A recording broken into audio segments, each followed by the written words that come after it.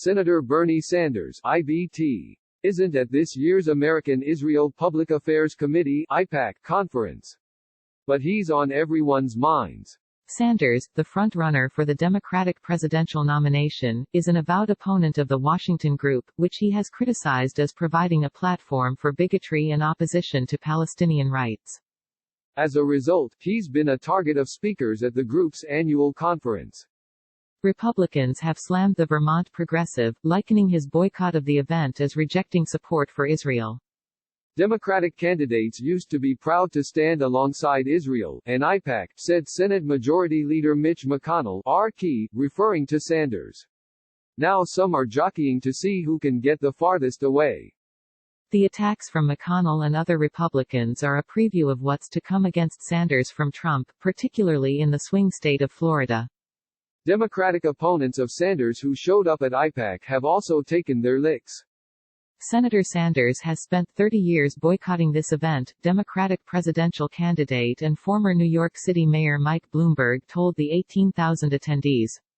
He called AIPAC a racist platform. Well, let me tell you, he's dead wrong.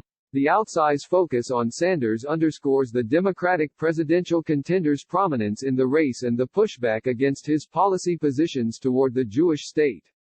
Sanders, one of two Jewish candidates vying to be the Democratic nominee, often talks about his time spent living in Israel as a young man and his support for its security and independence. But he has drawn harsh reactions for his outspoken criticism of Israeli Prime Minister Benjamin Netanyahu, whom he's called a reactionary racist.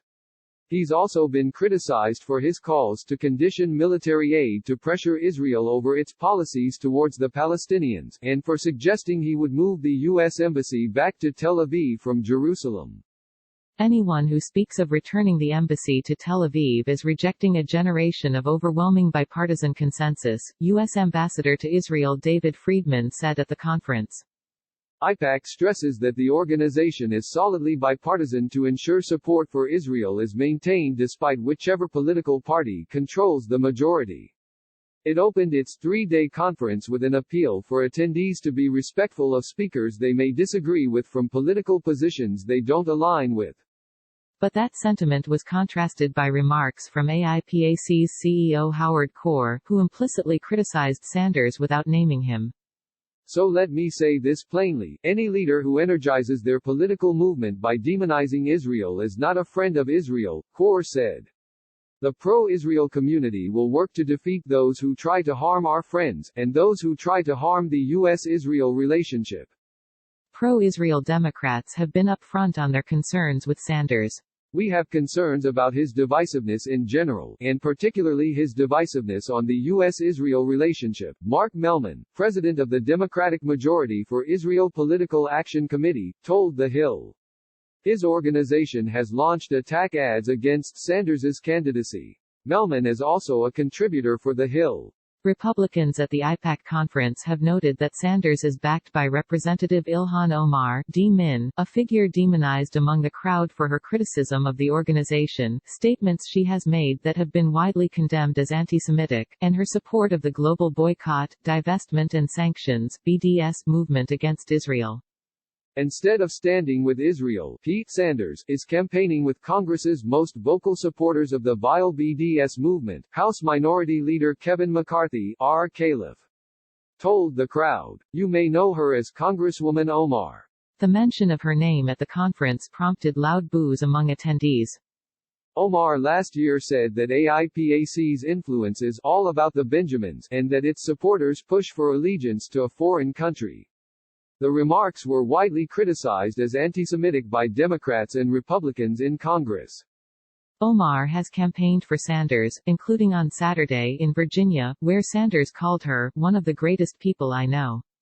Democratic lawmakers speaking at the conference refrained from addressing Sanders by name, but spoke out against policy positions he publicly touts. If anyone out there is suggesting that we cut aid to Israel, it comes from their ignorance, frankly, and they don't understand the importance of the Israel-United States relationship, said Representative Nita Lowey, DNY, the outgoing chairwoman of the Appropriations Committee. AIPAC supports maintaining Congress's annual delivery of $3.3 billion in foreign military financing to Israel and $500 million in missile defense. Yet progressive groups say that military aid should have more oversight to ensure it's not being used in policies seen as oppressing Palestinians. The organization is also criticized as acting as a mouthpiece for Netanyahu. Both AIPAC and Netanyahu spoke out forcefully against former President Obama for the 2015 nuclear deal with Iran. Netanyahu is Israel's longest-serving prime minister and is favored to lead the next government after an unprecedented third election that took place Monday. Speaking at AIPAC via satellite, Netanyahu took aim at Sanders, saying the senator's statements against the organization are libelous and outrageous. We were all reminded a few days ago that there were forces that seemed to break our alliance, Netanyahu told the crowd. This year AIPAC was accused of providing a platform for bigotry. These libelous charges are outrageous. The Israeli ambassador to the UN, Danny Danon, called Sanders a liar, an ignorant fool or both, for calling Netanyahu a racist. We don't want Sanders at AIPAC. We don't want him in Israel, Danon said.